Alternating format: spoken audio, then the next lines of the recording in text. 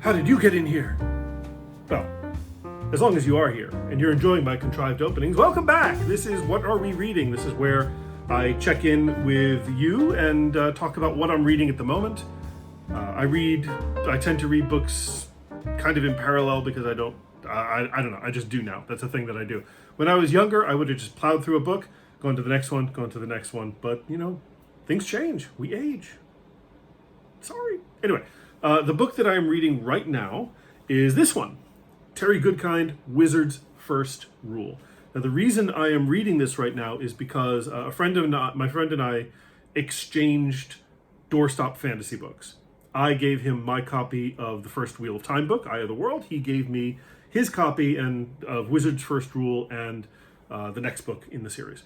So that's what you do, right? You trade books with people, especially if they're really big ones, and you compete to see who finishes theirs first. Because if you finish first, then the other one can feel guilty about not finishing theirs. Ha ha ha ha ha. That's how it works. Anyway, this took me a few tries to start, actually, for some reason.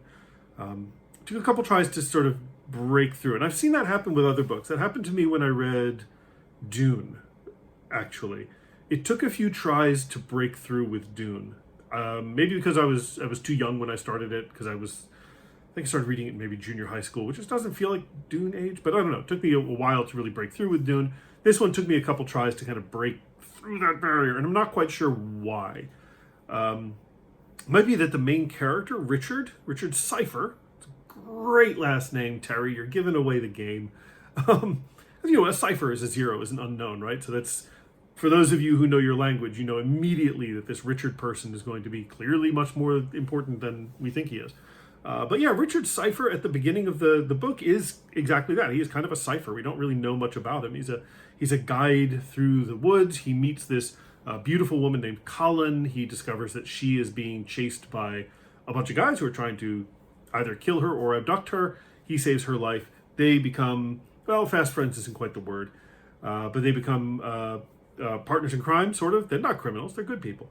And we learn that they are all part of a larger world which has been subdivided. So Richard lives in the Westlands, which are perfectly mundane and ordinary. Colin comes from the Midlands, which is a land of magic, and there is a impenetrable, maybe, barrier between those. But unfortunately, she was forced to cross the barrier. Other things are coming across the barrier. The barrier is not as impenetrable as people thought it was. And now the world is in danger because a guy named Darken Rahl, again, another on-the-nose name from Terry, is looking for the 3 boxes of Orden, and he's got 2 of them, and if he can find the 3rd one, and if he can figure out which one to open, he will have power over everything in the world, right? If he opens the wrong ones, either he will die instantly if he opens the wrong one, or everybody will die if he opens the wrong one. But if he opens the 3rd one, the proper one, he will gain power over life and death, and he can use that for good or evil. And we're pretty sure he's going to use that for evil. At one point in the book, he buries a boy up to his neck in sand, befriends him, and then kills him so that he can harvest his body parts to make a little paste that allows him to travel to the underworld. Isn't that sweet? So Darken Rahl is a very, very bad man, and Richard and Colin and the wizard Zed and a few bunch of other people are basically trying to find this last box before Darken Rahl does, so they can stop him from killing everything. So, at a certain point, yeah, it does start to pick up. When you start to meet a bunch of other interesting characters, and some of the philosophy of the book starts to shine through a little bit. Richard is appointed a seeker. That's what his title is. The wizard says you're a seeker. He gets a special sword. The sword says truth on it. And one of the running themes throughout the book is that you have to make sacrifices. Is that there are going to be times where you have to not do what you emotionally want to do. You have to do what must be done, and that keeps coming up again and again and again. They keep saying, if we were in danger, you have to leave us because you have a larger mission, and that's what the Seeker's job is. The Seeker's job is the larger mission of stopping Darken Rahl from ending the world. But unfortunately, he's got Richard's got friends. He's got people he cares about, and they keep getting in trouble, and he keeps trying to find ways to help them out, even though they continue to insist that he not do that. It happens over and over and over again so far in the book, and I'm wondering, at the end of this series, the Sword of Truth series, if that is something that he's going to have to, by the end of it, make that final call. Do I do what must be done, or do I find a way to save the people that I love? I expect that's going to be a point that he's going to have to hit repeatedly at some point. And he does try it. At a certain point, I think Richard's character starts to shine through, is that he does want to be the person who can do the right thing, but also keep his friends safe. We shall see. So some thoughts. I'm actually really far, if you notice my bookmark, I'm really quite far into the book. I've got a little bit more to go. But yeah, there are a lot of classic tropes in the book that we have seen in a lot of other books, especially of this time. Wizard's First Rule was published in, I think, 94? 94, right. So you would have had, this would be sort of concurrent with Wheel of Time, and of course some decades after Lord of the Rings, but we do have the being chased by horrible monsters trope. We've got barriers between worlds falling. We have dangerous evil overlord.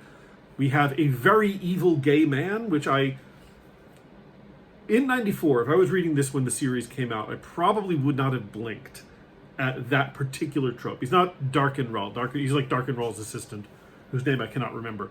But he is a very dangerous, very terrible man who loves to molest and presumably murder young boys.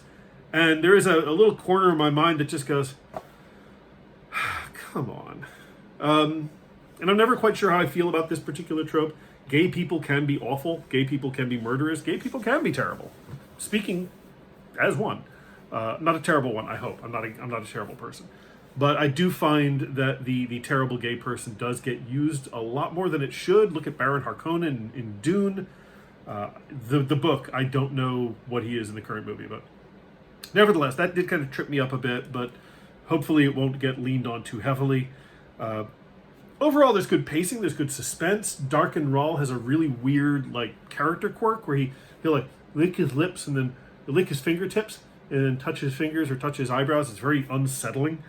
And yeah, basically that's kind of the story. They're trying to get this box before the bad guy gets the box. And of course, once the bad guy has all three boxes, then he needs a book. He needs a special book to tell him which box to open, but he doesn't have the book. But Richard has memorized the book because his father had the book, unless that wasn't the book, because I think the wizard Zed says that he knows of another book, so which one is the real book? Who knows? There's a lot going on. We have an evil queen, and we have her monstrous princess. She is terrible. We learn that Kylan is a confessor. She's a mother confessor. In fact, and her special secret power is she can touch a person, and then they will be utterly and completely devoted to her. We got wizards. We have a witch.